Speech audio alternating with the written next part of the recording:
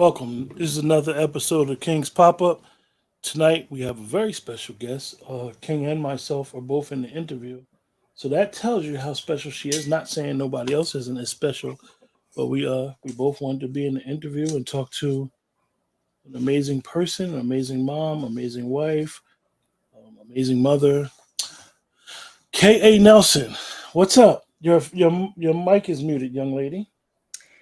Hi. How's everything?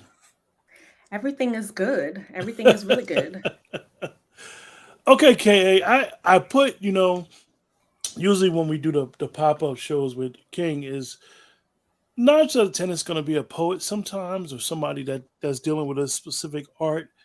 But I want to ask you who is Ka the person besides the amazing mother, the amazing wife. I am Keisha. I am K.A. Nelson. I am a disciple of Jesus Christ. I am a person who loves God, loves all people. I am a graduate of an HBCU. I am a writer. I am a poet. I am a licensed Christian minister. I am a mental health awareness advocate. I am an outreach ministry leader, director. That is the ministry that I have chosen, that God chose for me after serving inside of the church. I am a prophetic intercessor. If you need someone to pray for you, I am your person. It is one of my most favorite things to do. What else? And then, of course, I am a sister to 8 siblings. I am somewhere at the top, but somewhere in the middle. I am a daughter. I am the Rob's wife. I'm not just a wife. I am the Rob's wife. I'm not just a mama. I am the Goose's mama.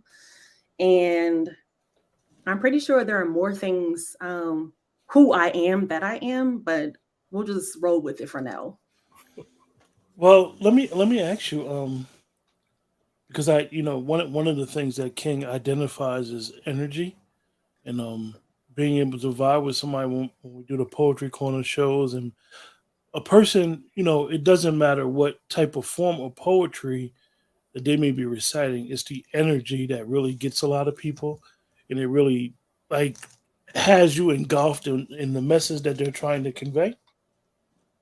So tell us a little bit about your journey, like where you grew up at, where you from, college, so forth and so on. I am originally from Chicago, and then my South family and side? I, of course, the South Side. What other side is there? I There's the felt South that Side, vibe. Nah. of So you was course. born in Cook County Hospital. I was. I was born in Cook County Hospital. That's where my mama had me and my daddy. My biological dad, my dad Michael, had me. My other dad, my dad who I love also is Darwin. So let's not get it twisted. I got two daddies, okay?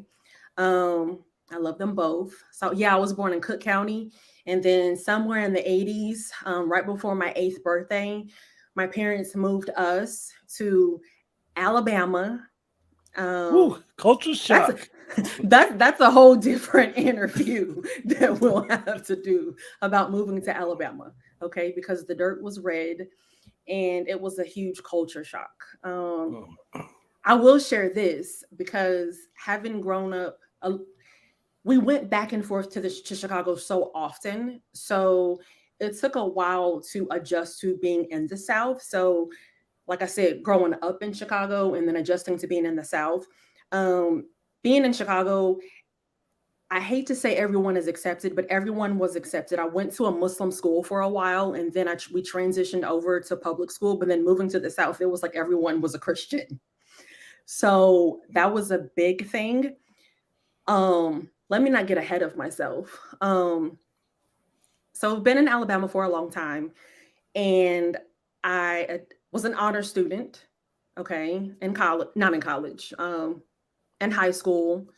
And then I went to an HBCU on purpose because I had to be in an HBCU band, and that is where I met my husband because we were in the band. Wow. Um, I know Who's the better band member? the better Uh, the better Who band was who member. was better? You or your husband in playing the I was instrument? fifth. I was fifth chair. in my section. I was fifth chair. So um I was fifth Wow. chair. So, but he was I saw him looking at me freshman year. He was looking at me. But I was already taken, so we didn't pursue one another until later on, but he was looking at me first. He was checking. So He was checking on you early. he was looking at me first. It was the 90s, so I mean, he was looking at me first. He was checking and But you know checking, what? huh? Well, he was, but you know what? I had this prayer when I was 17 because I had already gone through a lot of stuff, childhood trauma, and a lot of stuff in high school. I had a really hard time, even though I was an honor student. Making good grades kind of helped me mask a lot of things. I had this prayer like, God, I promise I'll get to know you when I get married. And I had no really big concept of who God was, but I had some really great friends who went to church, and I was like, I want what they got. So I had this prayer when I was 17. Uh-huh. Who knew that I was going to meet my husband in college? Because I wanted to be in Southern's band, Southern, down in Louisiana. And my parents made me stay here and go to college. And I thought they were so horrible. So, but I'm so glad they made me stay here because I ended up meeting my husband in college. And that's Great. how my life started to shift. Okay. Great. So, because it's like the elephant in the room, the transition to poetry, and when did you decide to write? What made you realize, like, you know what, I like poetry? What, explain that transition. So my degree is in communications and English. I knew I wrote really well in college, and I had a teacher and a few influential people in my life who told me that I should write because I was passionate about it. And I tried to change my major over to teaching, but the first time I went into a school, I saw somebody dressed up. And I was like, no, I don't want to dress up. So I didn't go that route. Um, I didn't write my first piece of poetry until 2020. I didn't. Really, Wow. really. Yeah, I didn't write my first piece of poetry until 2020. I finally leaned into what God was saying. I knew how to write. I can write all things. So I'm a poet. I'm really a writer because Mm. I write curriculums, I write devotionals, I write, Bible studies, I write so many things. So I don't believe in writing about something until some healing has manifested in my life. So it was something major that happened, and I just heard God just telling me you need to write it down and you need to write some poetry. And it wasn't that I didn't know it wasn't that I didn't know how to write poetry. I had just never tried to. And the first piece of poetry that I wrote was called I think bruised but not silenced. And then I spoke to a friend, and then it broke into two pieces of poetry. And it was because of the turmoil that goes on in church. And I had constantly been told, you can't say that. And I'm like, why can't I say it? Why can't I say it? God didn't tell me that I couldn't say it. So that's when I learned, oh, I do know how to write poetry. Oh, this is where that's how I found my voice. And I haven't stopped since. Mm. Okay. I hear that. So, what particular poetry that you like to write? I write a lot of mental health poetry. I know that I'm called to help people get healed by Mhm. ways, whether it's mentally, emotionally, spiritually, and physically healed. So I can come alongside people. So I don't want to say that it's easy for me to write though that kind of poetry. I just I feel it, and a lot of times I don't know that I'm writing it, and so afterwards I'm like, oh, um, I can write about anything. I can write about a piece of paper. Um, I just I don't know. I can't explain it. So I ghostwrite poetry You also. you So diverse. I'm very diverse. So Okay, that's what's up.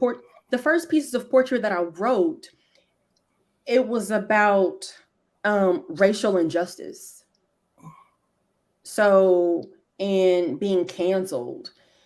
And it was before I really understood I don't want to say rules of poetry, because I had to learn, you know?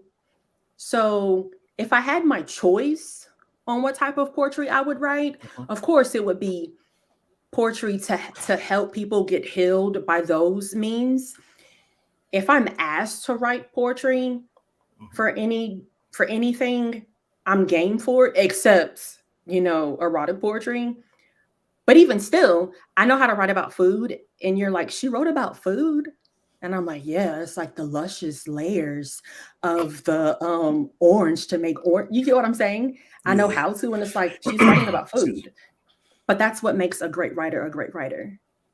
me. Okay. Let me ask you: do you think that your gift or blessing, whatever word you choose to use, with poetry and being able to basically you realize that you can write curriculums, you realize that you have a skill to be able to teach, take someone from point A to point B. Do you look at it as a gift that you have to do your service to others, or do you look at it like a burden? I look at it as a gift. It's completely a gift. Um, it's an honor and a privilege. I have noticed that when I get asked um, to do anything regarding writing or poetry, Mhm. it's like my response, and I'm being totally transparent right now. My response is, it's an honor to serve. It's a blessing to serve. And so, which is what I was so accustomed to saying when I was serving inside of the church, because that's what you say, you know? It's an honor to serve. It's such a blessing and an honor and privilege to serve. So that's how I know that I've been called to do outreach ministry. There are no limitations to outreach ministry. Like, this is outreach ministry because we are outside of we are outside of the building. You get what I'm Mhm. saying? So, like I said, I find myself, and it's like I didn't plan to say it. Here I am saying, they're like, I'm like, oh, it's an honor to serve. So it's like, no, it doesn't feel like a burden at all. So if someone needs help with, I don't know, a word with poetry or something with writing, or if they need to do research, it just comes, it's like I was born to do it. It's an honor to serve. It doesn't, Okay. only time it feels like a burden when I'm like, oh my gosh, it's 3 a.m. and I haven't commented on all of responded back to everyone's piece. And I'm like, oh my gosh, I gotta get some sleep. But then there's something in me that says, oh my gosh, I really need to respond, because it's a blessing that people have responded to maybe a prompt challenge, and I need to honor my word. So to Mhm. me, it's, I didn't manage my time very well. So I need to get some rest so I don't feel like it's a burden. You get what I'm saying? Yeah, I feel you. I try Let to me. I try to see how I need to manage my time better so I can honor my commitment. Well, you and King, you got some poetry for tonight? Like, I know you got something. I have to-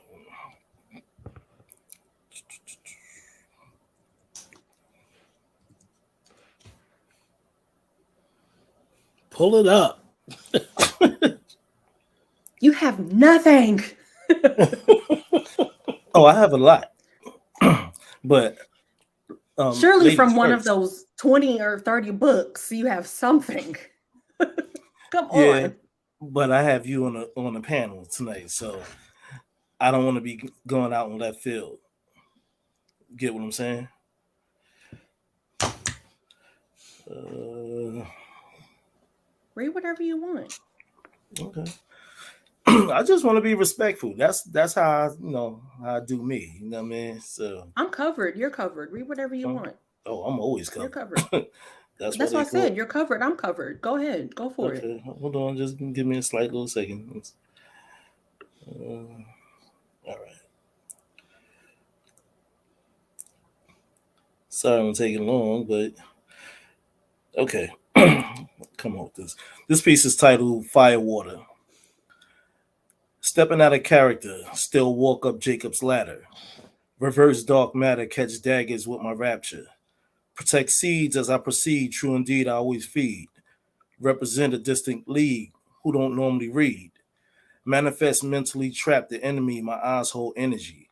Too late they acting finicky, send them in front of me. Thought waves increase when I release signs of peace. Same time write a piece which was already deceased. Acknowledging accomplishments, assignment of an artist. All white garments, knowledge decipher true partnership. Brand name inked in stone, leave alone all that's restless. Best morning enjoyment, good morning and breakfast. Right handed, still use my left without losing my breath. Drive straight to the hoop and score no contest. King.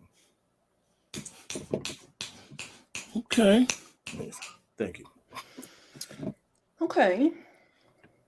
So that was good. That was good. Okay. Thank you. So because I've stated that I'm an Light work. advocate for mental health awareness, I'm going to read a piece that I wrote recently. It's called Survivor's Grief. This is a very personal piece of mine. I'm going to give a backstory on purpose. So I wrote this piece because I wrote it for Suicide Prevention Awareness Month, which was in September, um, to bring awareness, of course, to suicide awareness. And because I am a survivor of suicide, and this is the grief that I have felt from surviving suicide and to have loved ones and then a friend of mine who did not. Um, so I survived, and when I said I struggled in high school, it was unplanned, and to wake up, it's a blessing to wake up. Um, so survivor's grief. 1,000 summers have passed since I last saw you in the midst of tethered eternity. Harmonious love notes echo in the breeze of nature's terrain. Ancient memories etched like graffiti on heart's walls stain my favorite hollow tree. I sit for a spell. Red wildflowers cascade and drink water, riding along riverbanks that have saved my tears over the years. A light rain begins to fall. Your face then ripples on the pond nearby where lilies meet the edge of my existence. My heart is shaken. Denial ties me to the truth. This weariness I feel still hurts. Sadness burns inside, deep within trauma. Healing has never manifested in the roots of grief. I've grown numb to living. Surviving once soothed disappointments. Bruised emotions now coat me in goodbyes. No expectations of loyalty. Hearts leap, lie, flutter, and stop beating. It's all the same. Promises leave. Being fortunate is deceptive. Life after suicide is daunting. 1,000 summers have passed since God chose me to live. Rejoicing when miracles happen is strange. Signs of sickness make me think I'm dying again. Twisted mind tricks play music, triggers pull strings. Grief sings a melodious song of death mimicking heaven. Sometimes I pray for it all to end, but I survived once. I must exist for something. 1,000 summers have passed since grace saved me. I hope I don't fail. Every sunrise gets me closer to eternity, but today I'll learn to laugh again. K.A. Nelson. All right. You know, I love that. usually I'm not left speechless. too many times when people share certain things. But to be able to share what you just shared, your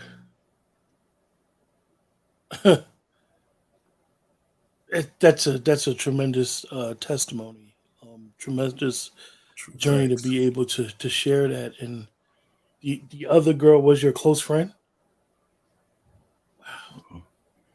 We made this pact that we were going to get our lives together.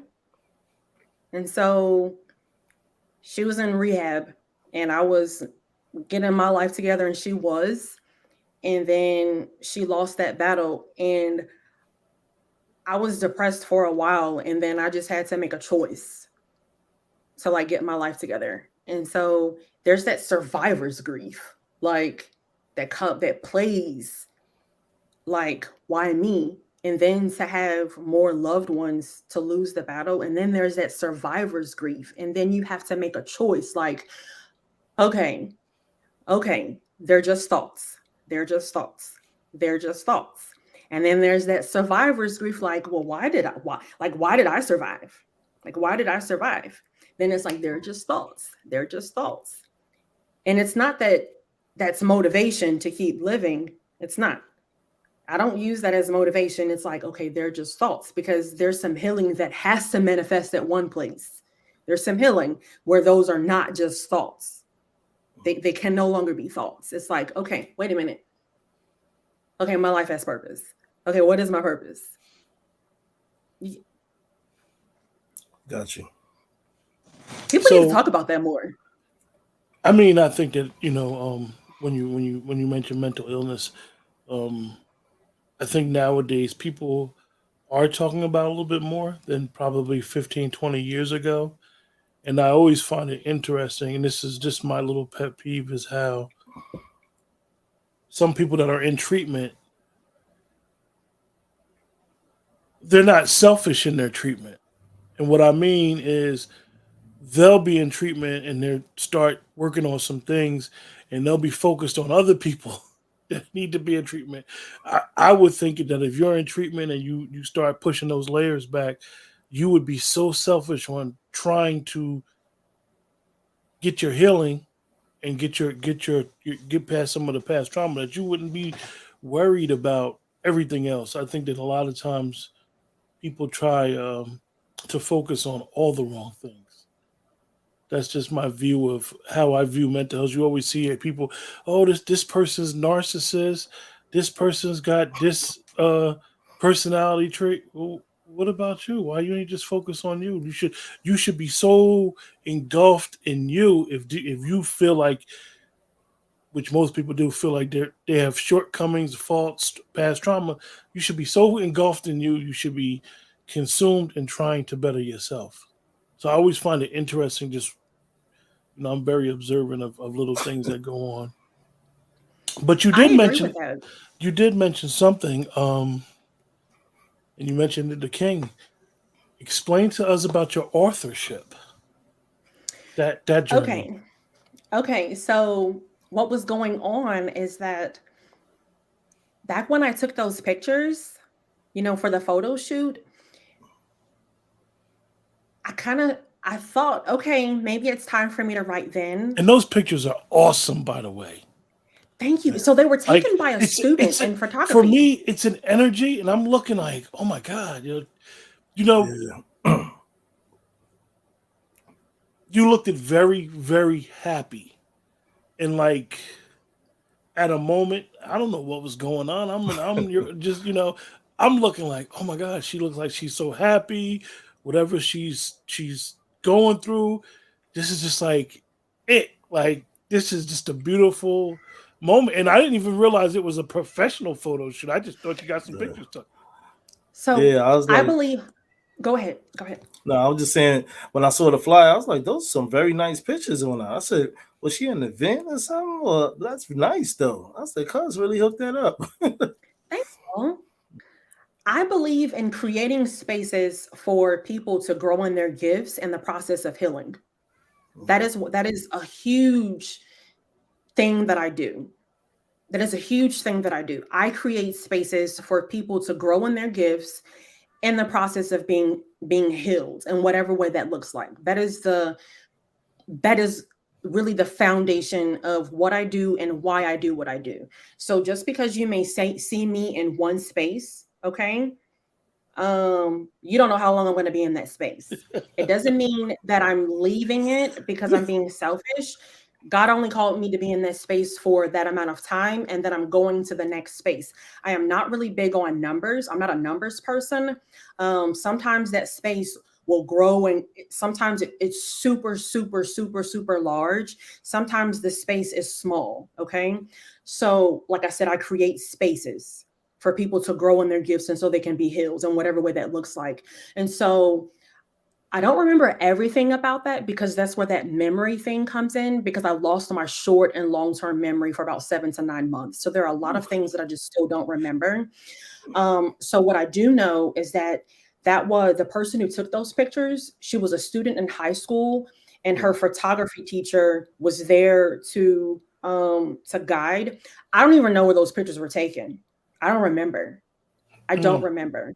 I couldn't tell you where it was. I can't. I don't know. I don't even know how to get there. I don't even know where it is. I have no idea. So what I do know is that she's not in high school anymore because that was in 2016. I just knew that I was supposed to take these pictures. So sometimes the things that I do is because I have this knowing that God has given me. I don't know what it's for, but I knew one day that I would need those pictures. I knew that I would need them. So just like my website, I knew that I needed a website. I had this dream that a child was supposed to build my website. The person who built my website was an 11-year-old. Okay. That's what's up. I just had this dream. So I am very purpose driven because I'm listening to like that discernment, what God is telling me to do, and that's how I move. So the book. So in 2016, I was like, I knew I was supposed to write, and I was trying to write from the things that the therapist told me to journal. That journal scared the crap out of me, the stuff that I was journaling. When I tried to go back and read it, because it was the thoughts that I was having in the midst of mental breakdowns. And I was like, oh my God, like, who is that? So I wasn't ready. I couldn't. And healing had not taken root in no healing had. Let me not say no healing. Enough healing had not taken place. So my thoughts were all over the place. Okay. So God works in mysterious ways. All I know is one day I was like, I had been on Instagram. I got on Instagram and I was on Instagram on my private account. It was just, it wasn't like a stupid account. It was like selfie, selfie, selfie. Okay. And then, oh my God, I'm so anxious. Oh my God, I'm so anxious. And then my daughter's a basketball player. Okay. Not saying that it didn't have any substance. All I know was that one day I was like, oh, I need to reach out to this person. And she said, yes, I remember when you were trying to write this book. And I was like, what book? Apparently, I had reached out to her back in 2016. So now this is me reaching out to her in 2021. And I was like, really, when? So she has saved it. So it's amazing how God allows us to remember certain things because I didn't remember. So I was like, okay, I'll write a book. So I got on Instagram in 2020, started writing this poetry, learning how to write poetry. And I was like, if I keep on writing poetry on Instagram, I was writing so much, I'm never going to have anything. So I took a break and then I wrote a book. And then this happened. And my brother, my youngest brother, got in trouble and he went to prison. My youngest. So there's like a 20-year age gap. And something in me, because I had a dream and I was like, okay, I got to get this book finished because I really felt like I was supposed to do, and I still feel this, that I'm supposed to do something with prison ministry. And my book is dedicated to my brother. And it was just something. And I can't explain how I know stuff and how I feel stuff and how I hear. I just can't explain it. It's just this obedience kicks in. So I went dark on Flow with Purpose. Okay. Flaw with Purpose was not a mental health support community page at that time. They were going on the journey with me, grieving, and all of this stuff. For I ended everybody up, in the chat, Keisha, who her name is Ka. She she's saying certain things. She has a lot of substance, you guys, and when I say that and I had to cut her off is that she said flow of purpose. This is one of her companies. This is one of her things, that her organization that she has. So she has a lot going on. I mean, it's amazing the amount of work that she's doing. I don't think she's a busybody. I think, as she said, she has a calling and a purpose. And one of the things that when she met King and myself is that she was able to convey that. So she's letting everybody know what she's doing, and it's like really, really amazing. Go ahead. Facts. no, it's cool. So in the midst of all of this, I was also studying for my ministry license. I was studying. So I ended up getting I'm like all over the place, but I promise you I'm on track. So I ended up getting my license in October of 2020. The pandemic like messes up dates. I promise it does.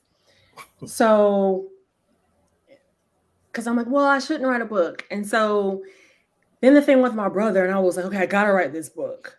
Because I really felt led to prison ministry. Okay. And I still do. I still do. My eyes got really big there. They're gonna think I'm a bobblehead. Um, so and I'm so glad that I wrote because something like miraculous happened. Because I had a dream. And so I went dark on Facebook. I didn't have Right on Purpose yet.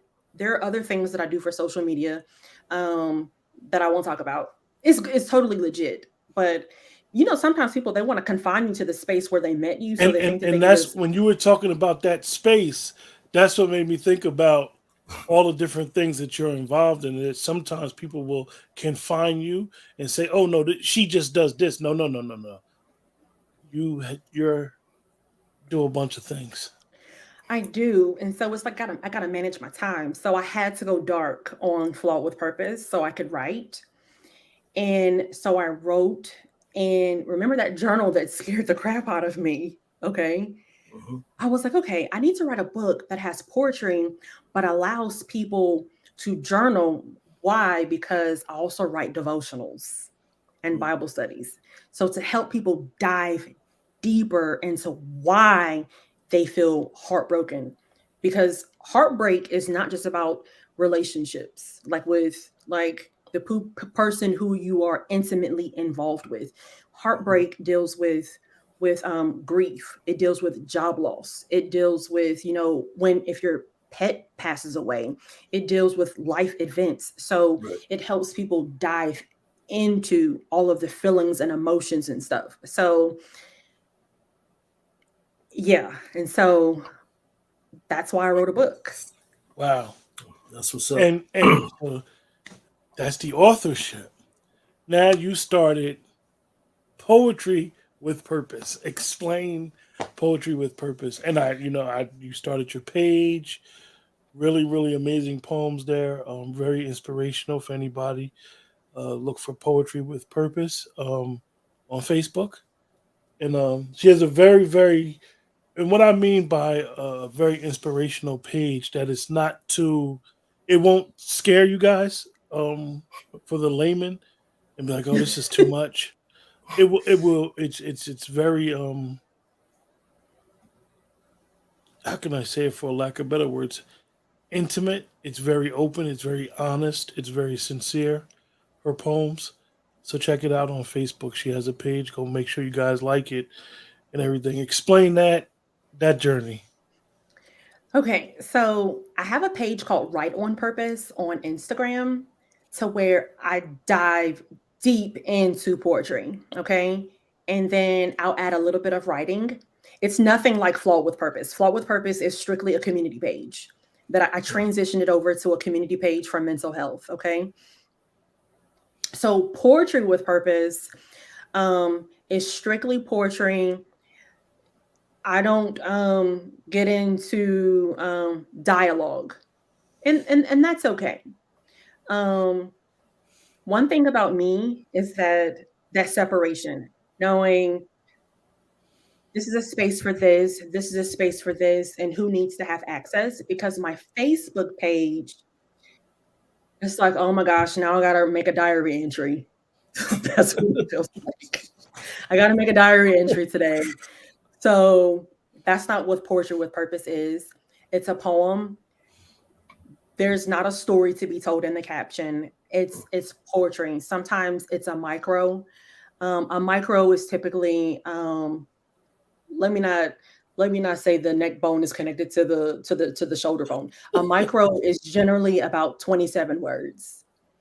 And then sometimes I started putting some reels on there with the poetry and some music. So it's just poetry. It's not today I had a bad day and I wrote this poetry and then, I fell and then I wrote some words because I was no, it's not that. And Let that's me okay. There's nothing wrong, but that's not what it is. let me ask you, because I know the purpose, like you always say, purpose, knowing your calling. When did you realize that people really relied on you outside of your immediate family? Like, yo, I'm really making an impact on a, a perfect stranger out in the street, somebody I come across. Did you ever have that moment like, oh my, I'm really doing my thing, like, Yeah. When I and worked you in ran did fitness. you run in the bathroom and go cry? No. So it was when I worked in fitness. When I worked in fitness 12 to 13 years. I knew it then, but I didn't know how to articulate it. I was young. I don't want to say that I was arrogant. I'm very direct. I've said this to King before. I'm very direct and I have to be mindful of my delivery. It's okay. I am I am more mindful of my delivery now. When I was younger, oh my god, no, I was not mindful of my of my delivery. If I thought it in my head, that's the way it came out. And so I know I hurt a lot of feelings. And so I spent a lot of time feeling bad because I was like, "Oh my god, what did you say? Why did you say it like that?" But it was the truth. And so I had to learn.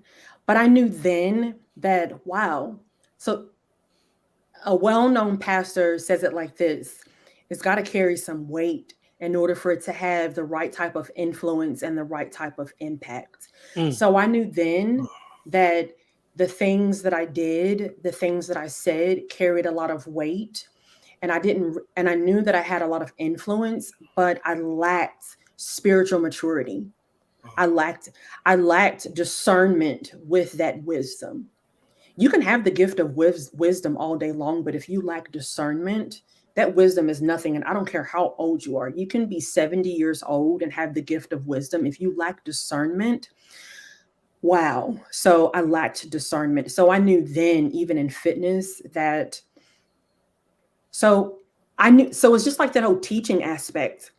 I was a phenomenal fitness instructor and personal trainer. But this was me. I would be on stage. I knew how to, how you're facing the mirror when your back is toward the class. hmm I knew how to go from with my back facing to flipping around like it was easy.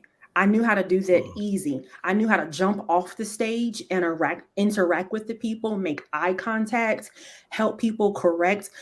But I had a passion for that. So that let me know that not that let me know, which I didn't get it then, that not that I wasn't supposed to be on the stage, that I was running away from the teaching part, but because I Okay. cared more about people doing things correctly so they wouldn't get hurt. I cared more about the engagement, the fellowship with people. I cared more about, like, man, I hope they're going to be okay, versus, oh my gosh, there are 50 people in this room. Oh my gosh, there are 100 people here today. Because I will give the same amount of energy if there were 5 people, and I would still be like, oh my gosh, I hope they're squatting right. Oh my gosh, I hope they're okay when they leave. And then if they had to go out of town, I would make sure that they had their workouts. Like, so I still cared. Okay. That was like 50 minutes I just talked. No, right. no. Well, Keisha, let everybody know where they can get your book at, though. Where is it available? It's available in heaven. I'm just kidding. Okay, well, let's start praying right now for Oh, the raindrops.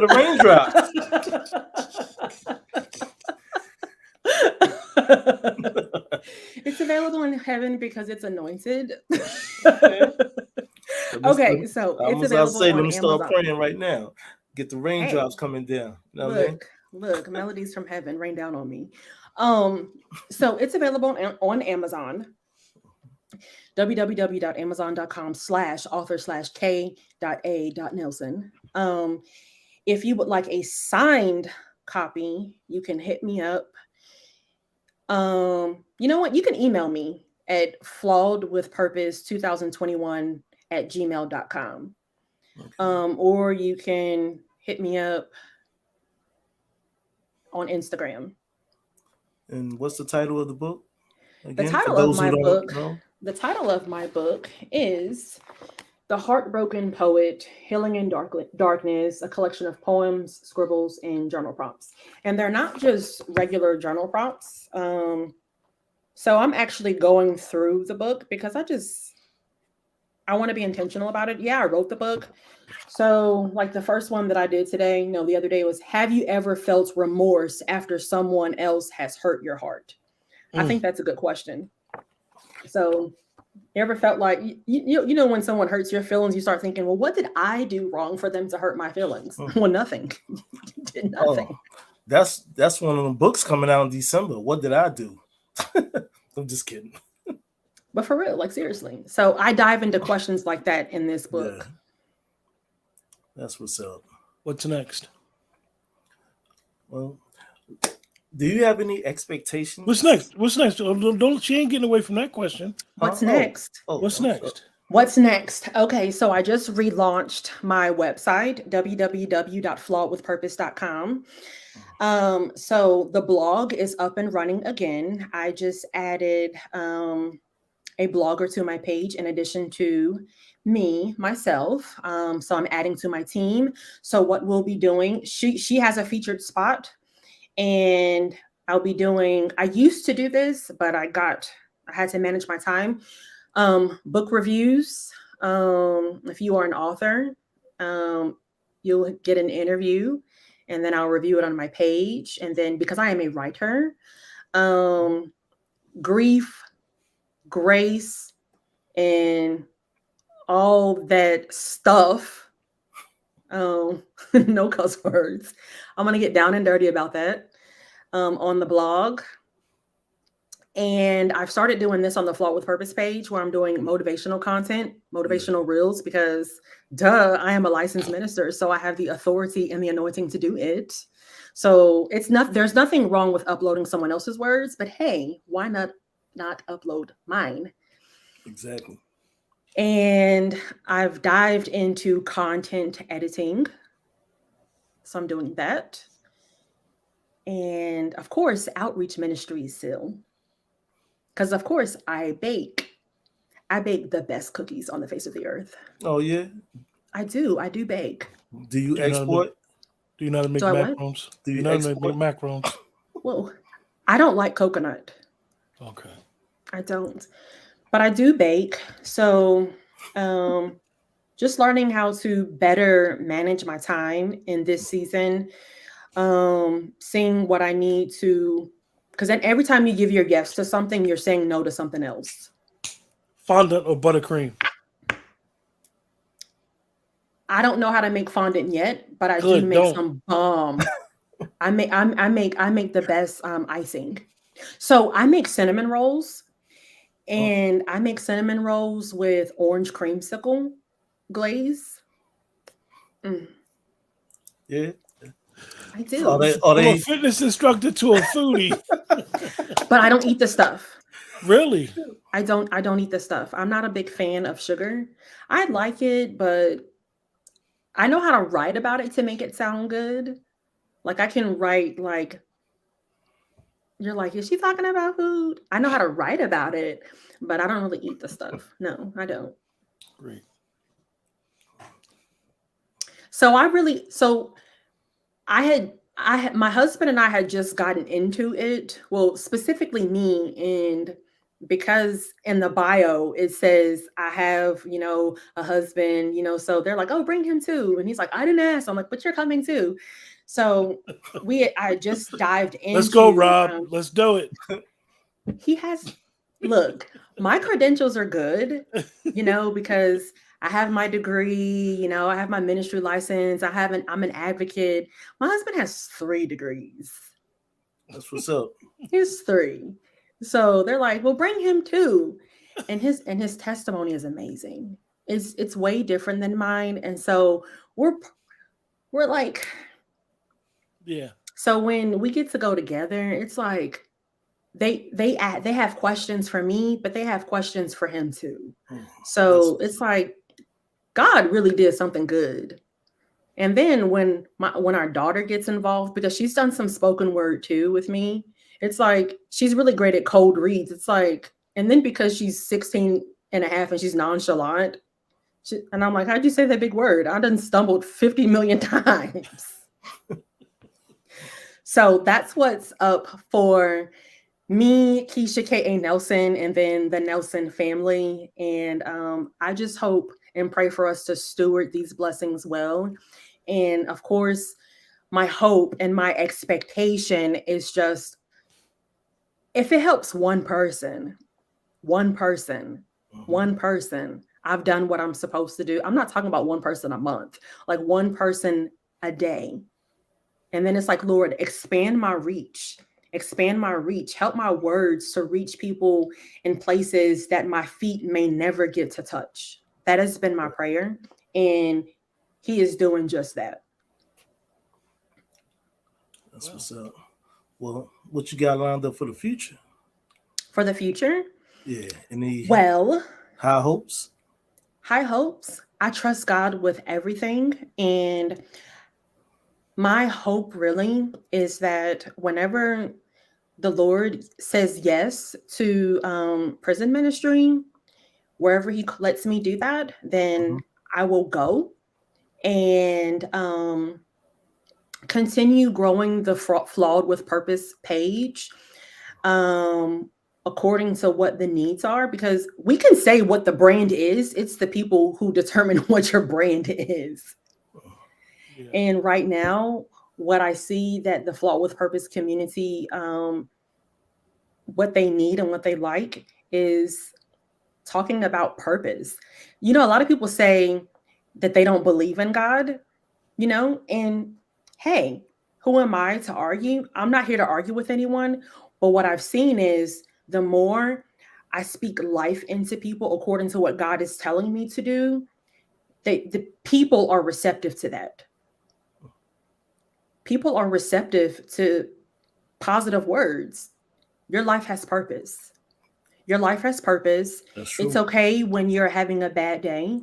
I'm here to tell you that, you know what, I've had some really bad days too. And I'm here to tell you that you're going to make it. It's going to be okay. And because you have breath in your lungs and because you're able to hear the sound of my voice, I want to let you know that I'm praying for you. I am praying for you. And I pray that, that the thoughts that you are having right now that are negative, I pray that you begin to have some peace and those thoughts don't take over your day. And I pray for joy to manifest in your heart. In the onset of the show, I told you guys this is an amazing individual we have today. Well, we thank She you for that. definitely has a lot to offer, and is giving humanity her service. Would you like to leave us with anything before we close out? I hope for people to be healed in every area of their lives that needs healing, even in areas that they don't believe that they need healing in. I pray for healing to take root and to manifest, because sometimes we just don't know. And I thank both of you for giving me this opportunity. And I want to show these earrings. I prayed to have ruby earrings many, many years ago. I did. I went to a women's conference and it said that you are more precious than rubies. And I was like, I need to have rubies at one point in my life.